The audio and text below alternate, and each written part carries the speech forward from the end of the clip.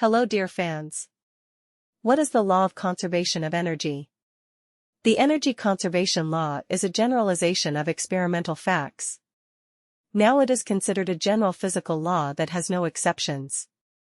According to him, energy is constant in magnitude, does not appear or disappear, but only passes from one form to another. In mechanics, they talk about two types of energy, kinetic and potential. Kinetic energy concerns direct movement, while potential energy indicates the very possibility of movement in the future. Potential energy is a conditional value. It depends on the selected frame of reference. For illustration, you can consider a mathematical pendulum. This is the name of a ball suspended on a string, which makes continuous vibrations from side to side.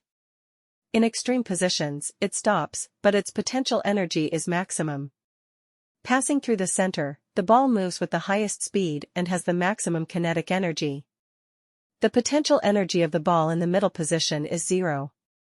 At all points, the sum of the kinetic and potential energy of the ball, its total mechanical energy, remains constant. A mathematical pendulum is an abstraction, an ideal model. In the case of a real physical pendulum, the system contains the forces of friction and air resistance. The vibrations of the ball are damped, and it seems that its energy is decreasing. In fact, this is not the case. It's just that mechanical energy is partially transferred into internal energy, into the energy of the thermal motion of atoms and molecules. The forces of friction and resistance are called dissipative forces, from the English dissipate to dissipate. They dissipate mechanical energy. Thanks to them, it gradually turns into internal, thermal energy. Surely you have noticed more than once how bodies heat up during friction?